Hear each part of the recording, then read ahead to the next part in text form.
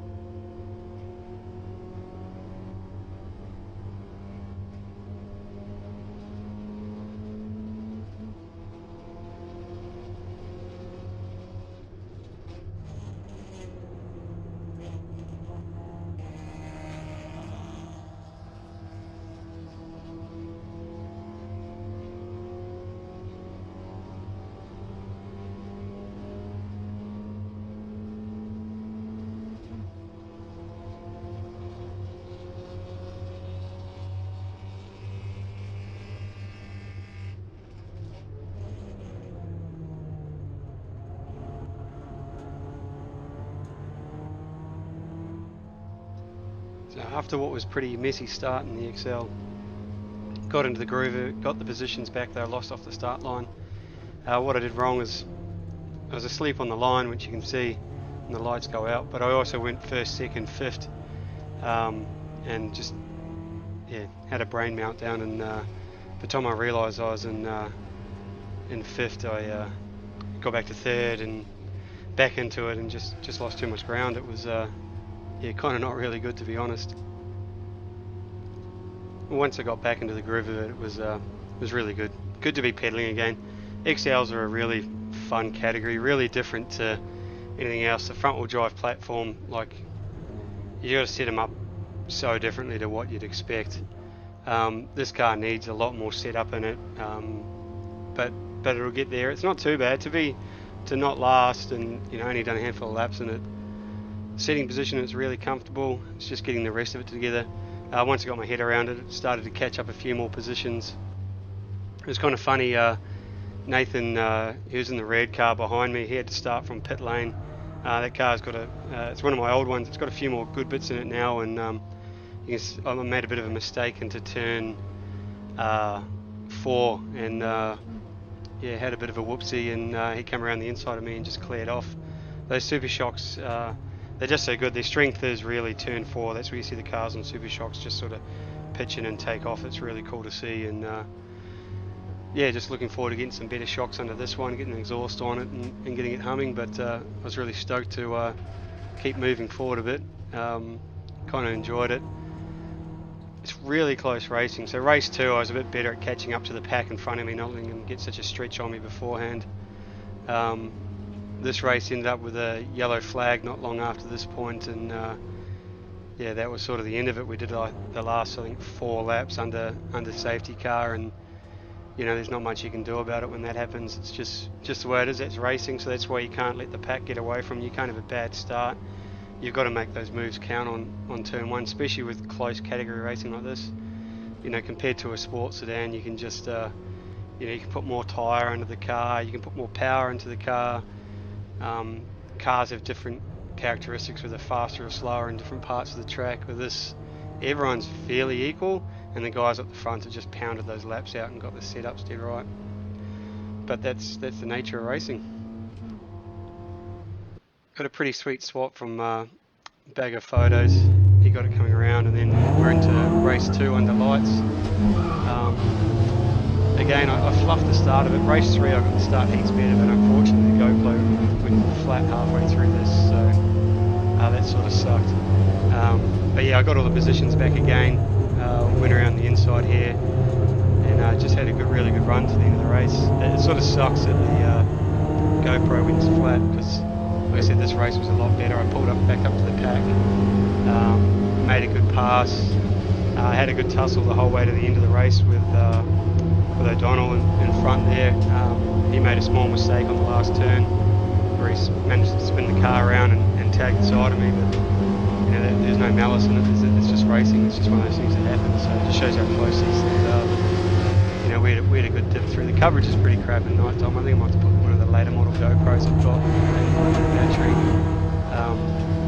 It's kind of cool though to see how much light we don't have. The Barbagallo's lit up really well. The track is pretty good at night. Yeah, it is.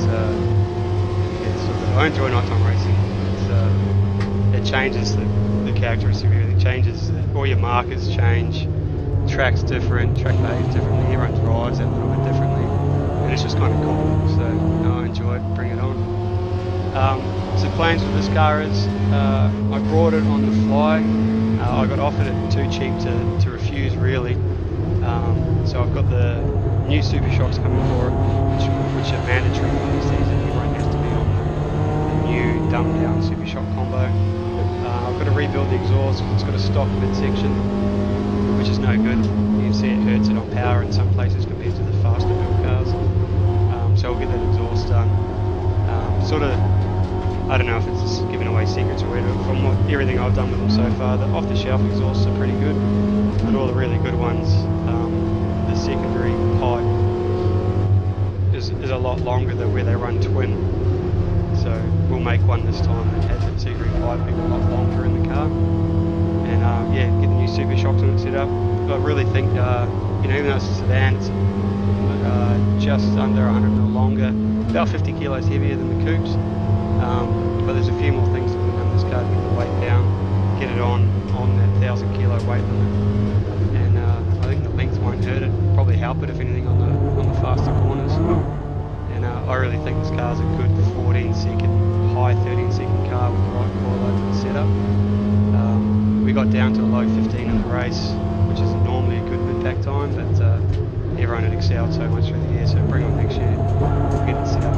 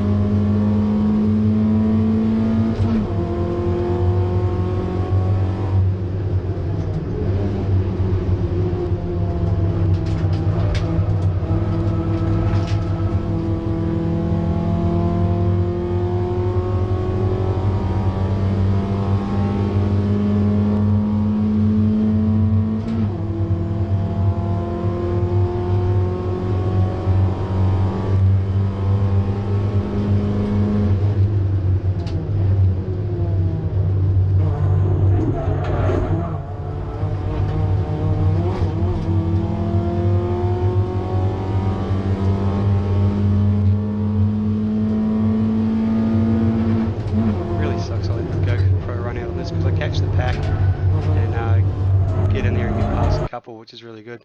Massive thanks to Steve at MSC Turbos in New Zealand, always helping out. The guys at Hyperdrive, unbelievable the work they do to help me out, get the different cars out there. Damo at DC Autos, crewing on the car, just absolute good dude. Can't recommend him highly enough. Shane at Behind the Sport for always giving me a good laugh and a good G up. Chris at Culture 24/7, he's been helping me work on my fitness a bit because now I'm middle aged, it's getting hard. Chris and the guys at Shockworks help out with the Skyline, can't thank them enough. And of course Lux Performance.